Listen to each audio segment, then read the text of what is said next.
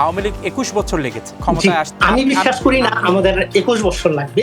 অন্তর্বর্তীকালীন সরকার বসিয়েছে ছাত্র জনতা। ছাত্র জনতার নামে সন্ত্রাসী। প্রশ্ন হচ্ছে আপনি বারবার তাদেরকে সন্ত্রাসী বলছেন। জঙ্গি যারা তাদের জঙ্গি বলবো, এটা বাংলাদেশের মানুষ বলে।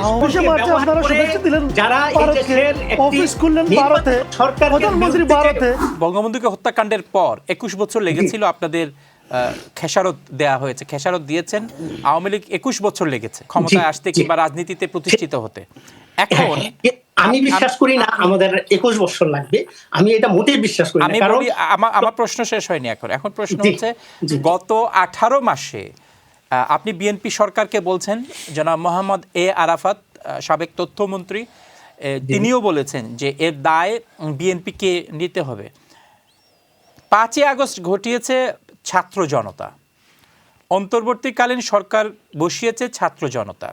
ছাত্র জনতার নামে সন্ত্রাসী, ওই শব্দটা বলা উচিত। এটা ছাত্র জনতাদের ব্যবহার করা হয়েছে। আচ্ছা, দয়া করে আর ছাত্র জনতা। বাংলাদেশ কি একমাত্র দেশ যেখানে ছাত্র জনতা আন্দোলনের পর আপনার কথা মতো সন্ত্রাসীরা ক্ষমতায় যায় আর সাধ্বী যারা আছেন তারা দেশ ছেড়ে পালিয়ে যায়? একটা উদাহরণ দিচ্ছি ফারহান ভাই, যখন পার্লামেন্ট যেদিন প্রথম দিন বসে, সেদিন সজীব ভুইয়ার নেতৃত্বে যে এনসিপি যেখানে গিয়ে দাঁড়িয়েছিল, ৫ তারিখে যে জনগণকে ভুয়া মিথ্যা তথ্য দিয়ে যে মাঠে নামিয়েছিল, মানে নিজেরা গুলি করে মানুষজন হত্যা করে, যেগুলি জনেছে শেখ হাসিনার নাম দিয়ে যেগুলি যে বিভ্রান্ত ছড়িয়েছিল, তখন কিন্তু মানুষজন ঘরে থেকে বেরিয়েছিল, কথা ঠিক। কিন্তু আজকে কিন্তু তাদের সাথে যে জনগণ নেই, তার প্রমাণ হচ্ছে যে এখন তো আর কোনো বাংলাদেশে কোনো আন্দোলন নেই।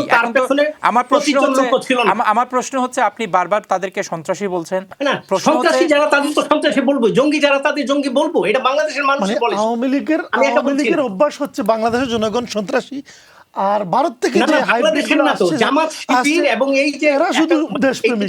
জুলাইতে যারা যুক্ত হয়েছিল, আপনি শুভেচ্ছা দিলেন জনগণকে ব্যবহার করে, জনগণকে আপনারা শুভেচ্ছা দিলেন যারা এই দেশের অফিস খুললেন ভারতে, সরকার প্রধানমন্ত্রী ভারতে, ভারতীয় আওয়ামী লীগ যে ষড়যন্ত্র করেছে। ৫ই আগস্টের ছাত্র জনতার অভ্যুত্থানকে আপনি বলতেছেন সন্ত্রাসী, সন্ত্রাসী। সুতরাং আমি বলবো যে তাদের ১০০ বার, শুধু আমি বলছি না, বাংলাদেশের জনগণ এখন তাদের সন্ত্রাসী বলছেন, জঙ্গি বলছেন। এটা বাংলাদেশের জনগণ বলছেন। কোন জনগণ বলতেছে? কয়টা লোক? ভারতের জনগণ, ভারতের বাঙালিরা, কলকাতার বাঙালিরা, লোক আপনার সাথে নেই। শেখ হাসিনার বাঙালিরা। আপনি কিভাবে বলেন যে এটা ছাত্র জনতা? আসেন বাংলাদেশে আদালতে আসেন, শেখ হাসিনার ক্যাঙ্গারু আদালতে আছে। এটা ফারহান ভাই, আমার কাছে মনে হয় যে আপনি তো বলছিলেন, আপনারা বলতেন আদালতে আসেন, ফেস করেন, আসেন। কি উনাকে আপনি প্রশ্ন করছেন ইউসুফ জুলেখার কাহিনী, উনি রামের কাহিনী নিয়ে আসছে। এই প্রশ্নের উত্তর জানেন না ভাইয়া? এদেশের জনগণ আওয়ামী লীগ এতটা দেউলিয়া হয়েছে, তাদের মানে ক্ষুধা টপিকে আলোচনা করতে পারে না। আপনাকে এখন জুলাই সনদ এবং অত্যাদেশ সংসদ দেওয়ার প্রশ্ন করা হয়েছে, আপনি এখন আছেন ৫ই আগস্টের জঙ্গি সংগঠন নিয়ে। ভালো লাগে না, কারণ সন্ত্রাসীকে সন্ত্রাসী আমাদের ভালো লাগে, আপনাদের মস্তিষ্কে পছন্দ ধরেছে, ক্যান্সার হয়ে গিয়েছে, আপনাদের মস্তিষ্ক ৯০ বছর বয়স হয়ে গিয়েছে, মনে পড়ে যায়। এটা পুরাতন মস্তিষ্ক। প্রশ্ন এবং উত্তর দিতে পারে না ভদ্রলোক, কথা বলতে না। ফারহান ভাই, আমরা জুলাই আন্দোলন করেছি, আমাদেরকে সন্ত্রাসী বললে আমাদের গায়ে লাগবে? এটা আমাদের গায়ে লাগবে? আমাদের পরাজয় হয়নি, আপনারা পালিয়ে গিয়েছেন। জনাব মোল্লা, এই যে আপনি বারবার বলছেন বাংলাদেশের আপামর জনসাধারণ এই আন্দোলনে অংশ নেয়ার কারণে একটি গণ অভ্যুত্থান হয়েছে, সেই আন্দোলনটা ছিল। আমার প্রশ্ন শেষ হয়নি।